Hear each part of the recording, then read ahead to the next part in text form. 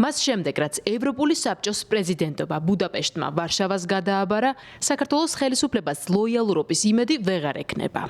უნგრეთსა და პოლონეთს მეგობრობა განსხვავებულად ესმით. შესაბამისად, თამასაც განსხვავებული აქვთ. პოლონეთი საქართველოს ერთგულებას ჰპირდება, თუმცა მოქმედი ხელისუფლებისგან შემხვედრ ნაბიჯებს ელის. ეს კი ევროკავშირის მოწოდებების გათვალისწინებასა და ევროპულ გზაზე დაბრუნებას გულისხმობს. საქართველოს ხელისუფლების მხრიდან ყველაზე მნიშვნელოვანი ნაბიჯი იქნებოდა, რომ ჩაერთოს. შეასრულოს ყველა საჭირო პირობა და ნაბიჯი. პოლონეთის პრეზიდენტობა ნიშნავს საქართველოს მეგობრობას და აგრეთვე გაფართოების პოლიტიკის მხარდაჭერას. გსურს ხაზი გაუსვათ, რომ მომდევნო თვეები და წლები იქნება საუკეთესო მომენტი გაფართოებისთვის. პოლონეთის პრეზიდენტობისას საქართველოს მთავრობას აქვს შესანიშნავი მომენტი, განაახლოს ურთიერთობები ევროკავშირთან. ვფიქრობთ, რომ გაფართოების მიმართულებით ერთ-ერთი რეკორდული 6 თვე იქნება ბოლო წლებში. ევროკავშირის კარი საქართველოსთვის ღიაა. ამგვარად გზა ნათელია. არტურ გებალი ამჯერად პოლონეთის დიპლომატიურ მისიას ხელმძღვანელობს. ევროპულ ქართული ინსტიტუტისა და საქართველოს სტრატეგიული ანალიზის ცენტრის ერთობლივ დისკუსიაზე დღეს ის თბილისში სწორედ იმაზე მსჯელობდა, თუ რას უნდა ელოდოს საქართველო პოლონეთის ლიდერობით ევროპულ საბჭოში. ვარშავაში თვლიან, რომ ყველაფერს კარგს, თუ ქვეყანა ევროპასთან ძველ კავშირებს აღადგენს. ასე სურს, მაგრამ რთულად ესახება პროცესი ევროკავშირის ელჩს საქართველოში. ჩვენ გადავწყვიტეთ საქართველოსთვის კანდიდატის სტატუსი მიგვენიჭებინა და ველოდებით საქართველოს, რომ შეერთებოდა სხვა კანდიდატ ქვეყნებს და უზრუნველყო, რომ საქართველო რაც შეიძლება მალე გამხდარიყო ევროკავშირის სრულუფლებიანი წევრი. მაგრამ კანდიდატის სტატუსის მინიჭების შემდეგ ბევრი ნეგატიური რამ მოხდა საქართველოში. თუ გადავხედავთ ბოლო რამდენიმე თვეს, სიტუაცია ცუდიდან უარესობისკენ მიდის. ამას ვამბობ როგორც ევროკავშირის ელჩი, როცა საქმე ეხება ევროკავშირში ინტეგრაციას ყველაზე დაბალ ნიშნულზე ვართ. ასე რომ ქართველების გადასაწყვეტია როგორ გამოვიდნენ ამ ღრმა სოციალური და პოლიტიკური კრიზისიდან. რა რეკომენდაციას შეიძლება გავცე არის დიალოგი. ხელისუფლებამ, რომელსაც დამატებითი პასუხისმგებლობები აქვს ამ სიტუაციიდან გამოსავლის გამონახვის კუთხით, ხალხთან საუბარი უნდა დაიწყოს.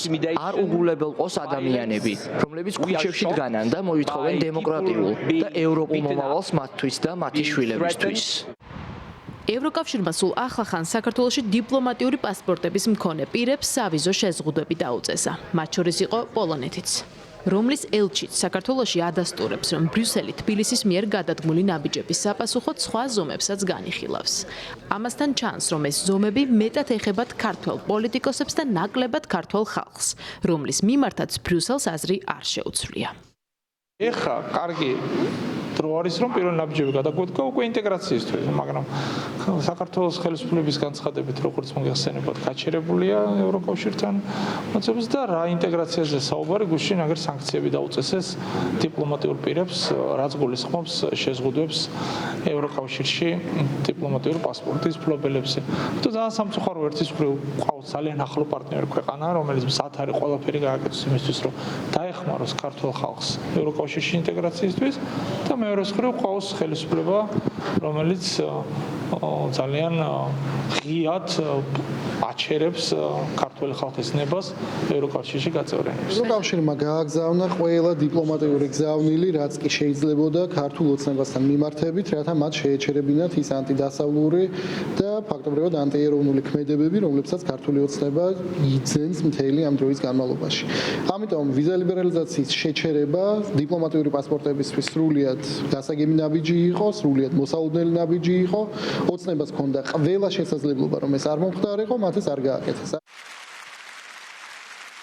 უსაფრთხო ევროპა. ამ სლოგანით შეაბიჯა პოლონეთმა ევროკავშირის საბჭოს პრეზიდენტობაში. მისი მთავარი პრიორიტეტი თავდაცვა და უსაფრთხოებაა, რაც ბევრის აზრით ეპოქის შესაბამისი განაცხადია, თუმცა ვარშავა პრეზიდენტობის მომდევნო 6 თვეში მიგრაციასა და ენერგეტიკულ ტრანსფორმაციაზე აქცენტსაც აანონსებს.